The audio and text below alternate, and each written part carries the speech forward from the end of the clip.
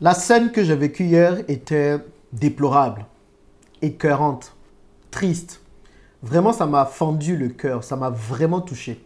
Et je pense que c'est une thématique très importante qu'il nous faut aborder ici. Vous allez vous demander certainement dans la suite de la vidéo, mais pourquoi j'en parle là? Mais vous allez voir que ce que nous allons dire ici est souvent la base, la source de plusieurs problèmes que nous avons dans la communauté. Parce qu'à la base, dans l'enfance, il y a des choses qui n'ont pas été faites correctement. Nous sommes toujours les premiers à dire que l'éducation, c'est la base du développement, que l'Afrique va se développer lorsqu'on aura une nouvelle éducation. Mais l'éducation, c'est aussi à la maison, ce n'est pas qu'à l'école. Et à travers l'histoire que je vais vous raconter, que j'ai vécue, vous allez voir que dans plusieurs de nos maisons, dans nos sociétés africaines, il y a un fait qui revient. Ce n'est pas la première fois que j'ai assisté à ça. Même petit, on assistait aussi à ça. Et si nous ne prenons pas le pas de changer ces choses, de changer cette habitude, je vous assure que ce sont des vies qui seront brisées à jamais. Ce sont des jeunes qui deviendront adultes demain et qui n'auront pas grand-chose à apporter à la société. Donc vraiment, c'est une vidéo qui me tient à cœur parce que tout ce qui touche à l'enfance, à l'enfant me touche personnellement. Je ne sais pas pourquoi. Visiblement, c'est mon appel pour ça. Mais en tout cas, tout ce qui touche aux enfants me touche personnellement.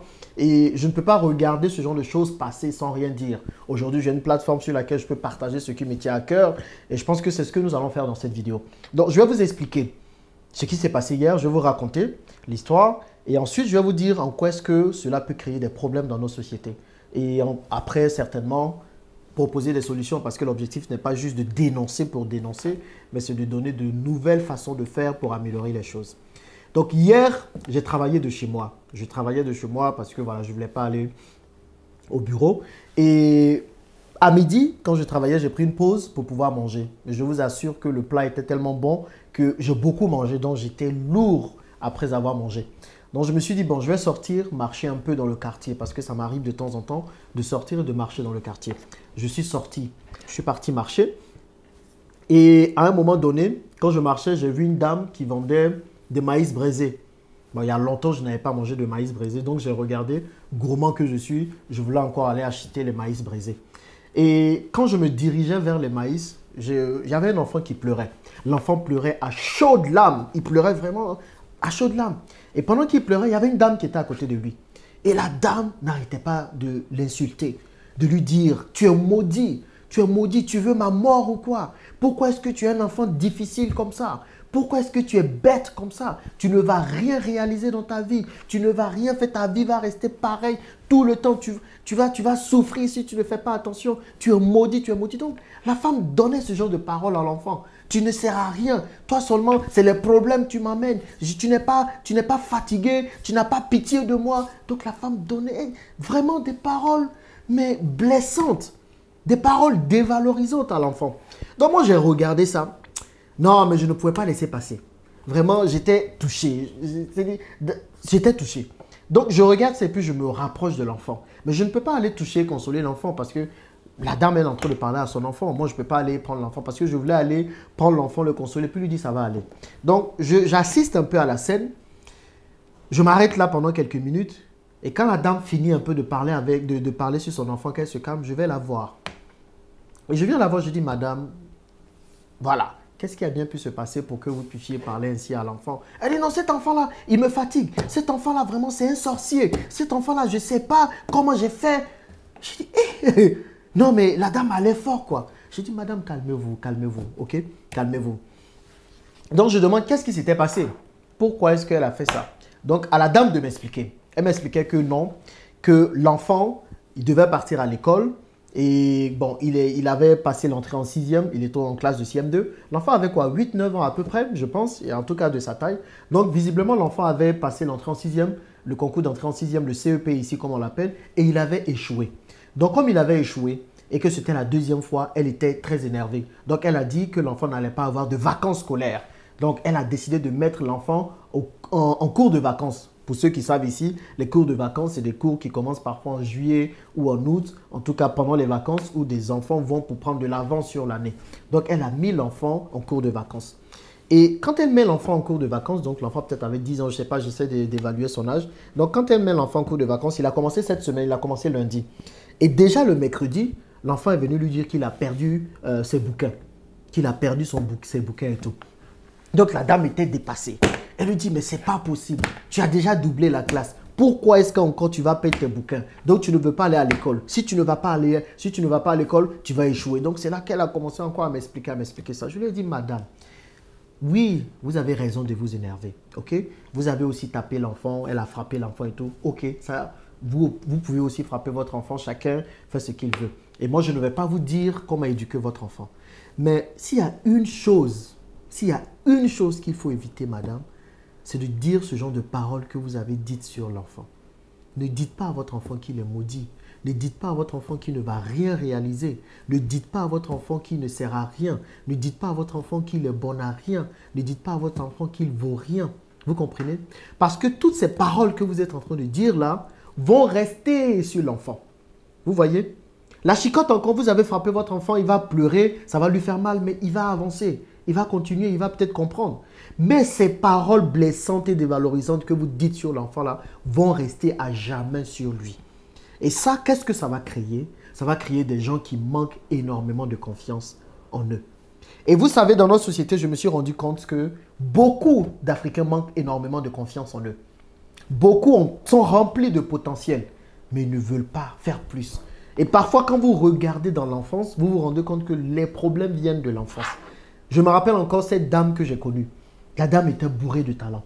Bourrée de talent. Mais à chaque fois qu'elle lançait quelque chose, ça ne marchait pas. Et elle venait me dire, bah oui, je savais que ça n'allait pas marcher, Jean-Yves, parce que de toutes les façons, voilà, moi, je ne pense pas que je peux faire. Je dis, mais tu peux faire. Vas-y, je n'arrêtais pas de la motiver. Mais le problème, c'est que après, j'ai compris, quand je rentre en profondeur avec elle, que pendant son enfance, elle avait subi quasiment les mêmes choses.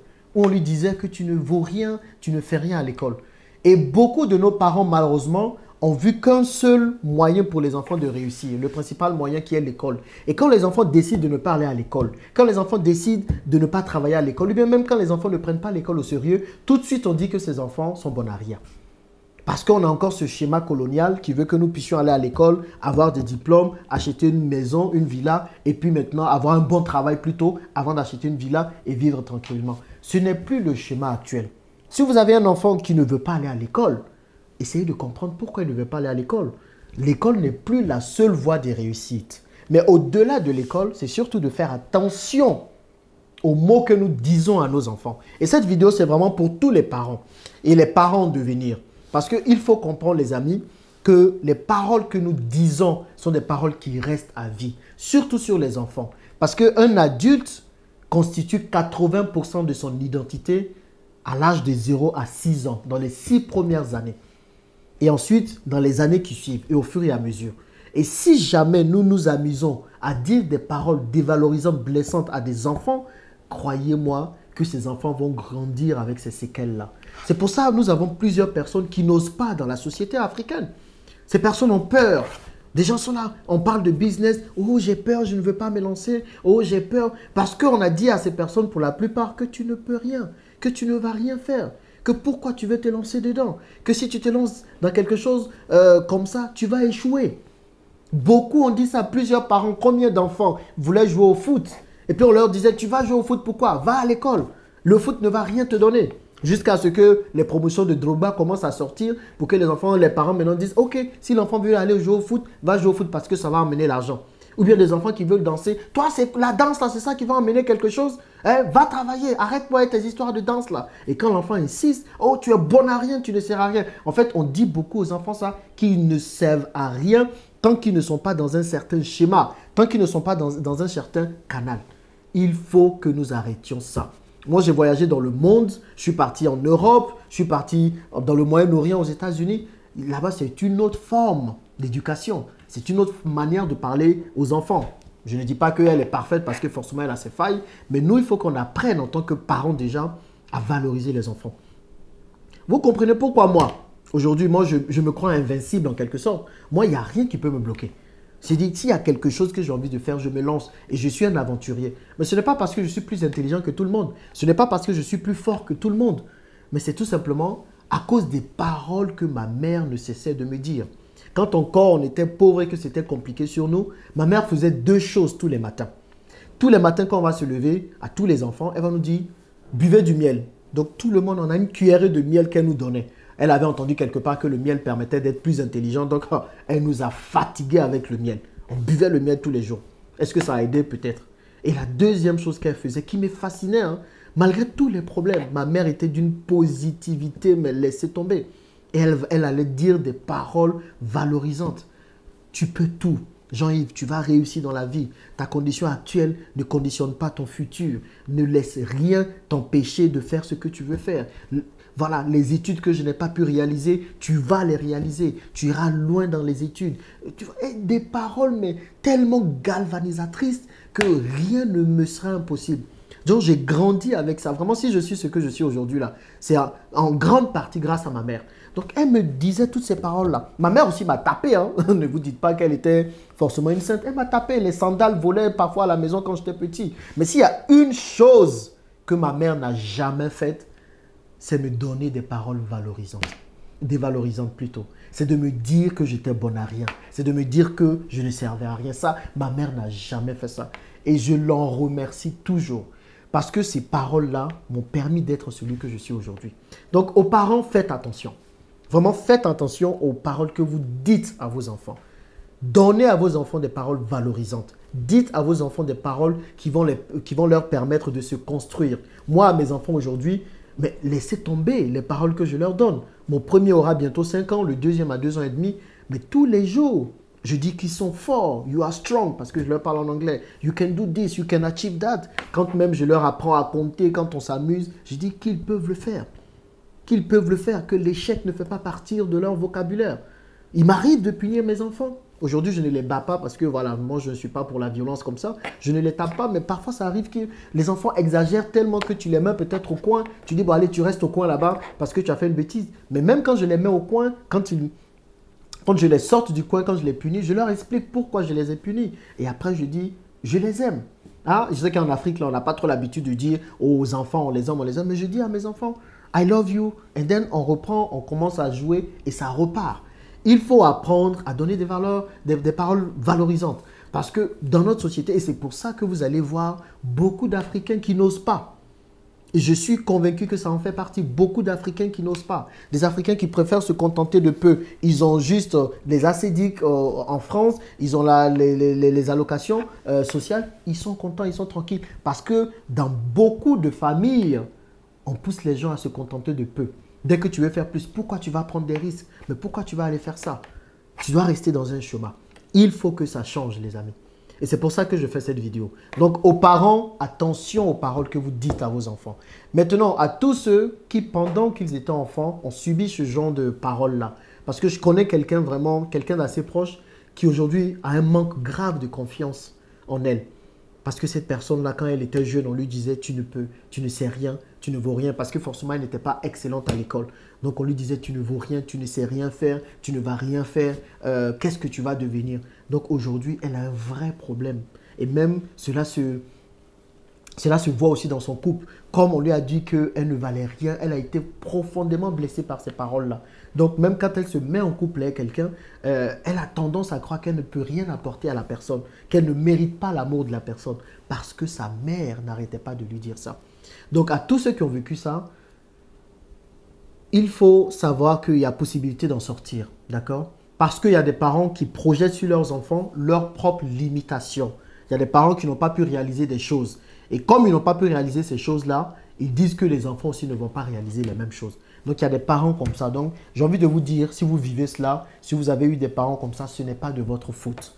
Ce n'est absolument pas de votre faute. Reprenez confiance en vous. S'il faut aller suivre des séances de suivi pour pouvoir vous en sortir, avoir quelqu'un qui va vous accompagner, faites-le, c'est très important. Parce que vous allez vous rendre compte que même dans l'entrepreneuriat, ça peut vous bloquer. Dans le salariat, ça peut vous bloquer. Dans votre vie de business ou de tous les jours, ça peut vous bloquer. Donc, pensez à demander de l'aide, à des personnes qui sont spécialisées dedans pour vous aider à réellement vous reconstruire. Parce que si vous avez construit toute votre vie ou une bonne partie de votre vie avec ce genre de paroles, forcément, ça va avoir un impact sur vous. C'est quelque chose de très présent dans notre société. Parfois, certains vont dire que c'est l'éducation à l'africaine. Mais l'éducation à l'africaine n'est pas de rabaisser les gens. L'éducation à l'africaine, c'est d'être dur. Oui, c'est beaucoup de fermeté, mais on peut être ferme sans être rabaissant.